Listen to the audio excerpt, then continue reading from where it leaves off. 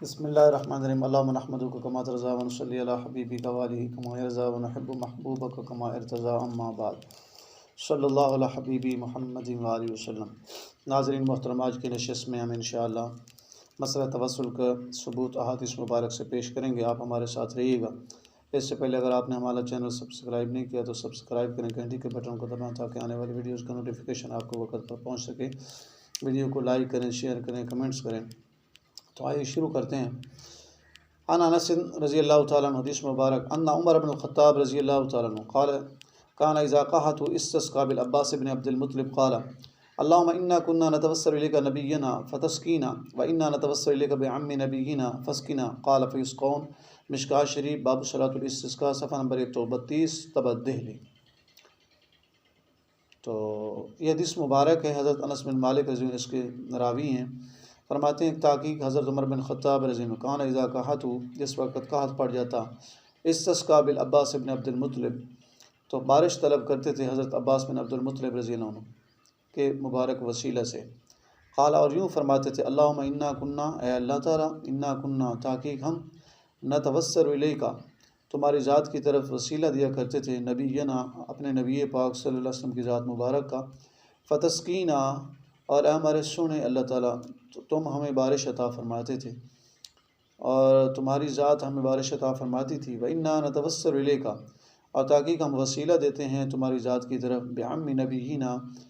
ہمارے نبی پاک صلی اللہ علیہ وسلم کے چچا جان کے وسیلہ، ہم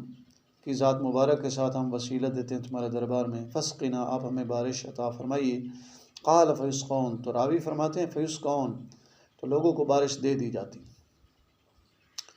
تو حضرت تھانوی رحمۃ اللہ اپنی تصریف نشرتی فی ذکر النبی الحبیب میں یہی حدیث نقل کر کے نیچے ایک فائدہ درج کرتے ہیں، تو ناظرین کے لیے ہم وہ پیش کرتے ہیں۔ فائدہ، اس حدیث سے غیر نبی کے ساتھ بھی توسل جائز نکلا۔ حضرت تھانوی رحمۃ اللہ فرماتے ہیں کہ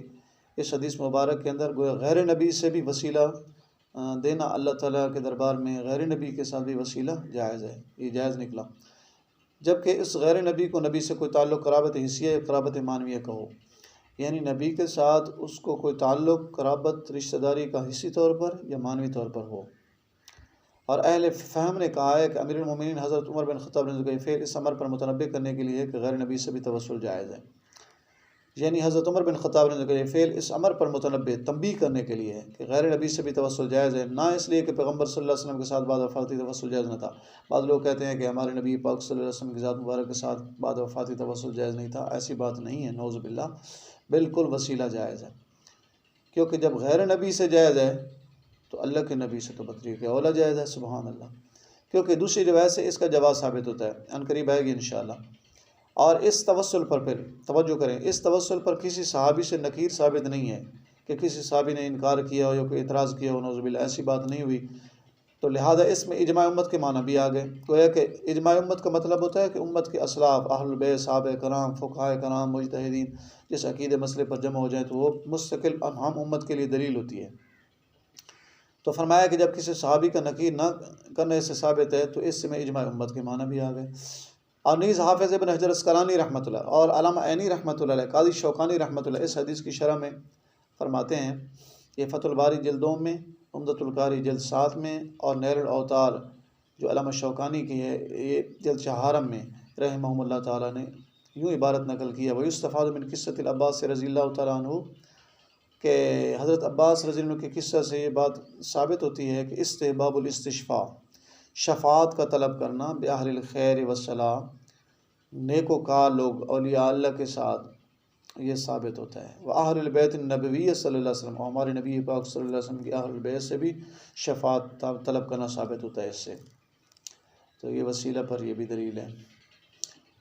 اور پھر جو ہے دوسری حدیث مبارک، عن مصعب بن سعد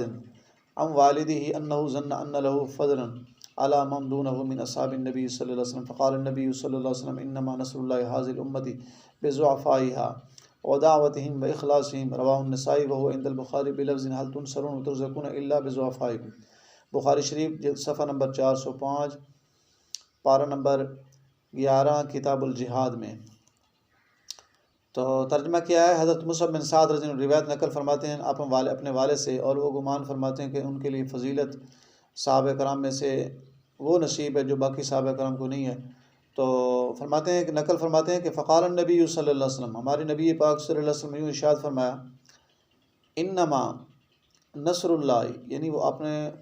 اپنی فضیلت فرما رہے سے کہ جو ان سے نیچے صحابہ کرام ہیں، نیچے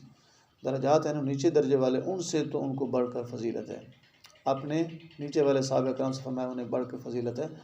تو وہ نقل فرماتے ہیں کہ ہمارے نبی پاک صلی اللہ علیہ وسلم ارشاد فرمایا، انما نصر اللہ ھذی الامتی، جس کا ترجمہ مفہوم ہے کہ اللہ تعالیٰ مدد فرماتے ہیں اس امت کی بے ضعفاء، یا ان کے کمزوروں کے طفیل،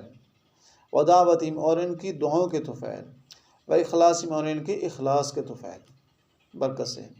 اس کو امام نسائی رحمۃ اللہ روایت فرمایا، اور امام بخاری رحمۃ اللہ کے یہاں لفظ یوں ہے، هل تنصرون وترزقون، تمہیں مدد کی جاتی ہے تمہاری اور تمہیں رزق دیا جاتا ہے بضعفائکم، تمہارے کمزوروں کی وجہ سے۔ تو علماء دیوبند کے ممتاز اور مسلم محقق حضرت حکیم الامت تھانوی رحمۃ اللہ اپنی عمر کی آخری تصنیف، جو بوادر النوادر جو ہے ان کی آخری عمر کی تصنیف ہے، ان میں یہ مطبوعہ مکتبہ اشرف العلوم میں جلد دوم صفحہ نمبر 706 پہ عنوان ہے ادراک التوسل الی حقیقت الاشراق والتوسل میں یہی حدیث مندرجہ بالا جو الفاظ میں نقل کر کے فرماتے ہیں کہ یہ حدیث جو ہے دو امروں پر دلالت کرتی ہے۔ حضرت تھانوی رحمۃ اللہ فرماتے ہیں، ایک تو عاجزوں کی فضیلت، کہ جو عاجز ہوتے ہیں ان کی فضیلت ہے، اسی وجہ سے تم اہل اللہ کو دیکھتے ہو کہ وہ عاجزوں کو رؤساء پر مقدم رکھتے ہیں، جو عاجز لوگ ہوں تو ان کو رئیسوں پر فوقیت دیتے ہیں اہل اللہ۔ دوسرا امر دوم فرمایا اس چیز پہ ہے، دوسرا مقبولین سے توسل کا ثبوت ان کی ذات سے بھی اور ان کے اعمال صالحہ ظاہرہ باطنہ کے ساتھ بھی۔ حضرت تھانوی رحمۃ اللہ فرماتے ہیں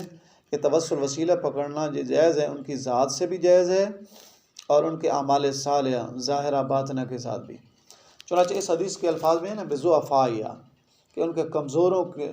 کے بدلے، کمزوروں کے طفیل، تو اس سے توسل ان کی ذات کے ساتھ جائز نکلا، اور لفظ دعوت ان کے ان کی دعاؤں کے ساتھ، ان سے اعمال ظاہرہ کے ساتھ توسل جائز ہوا، اور اخلاصیم اس کا مطلب ان کے اعمال باطنہ کے ساتھ توسل جائز ہوا۔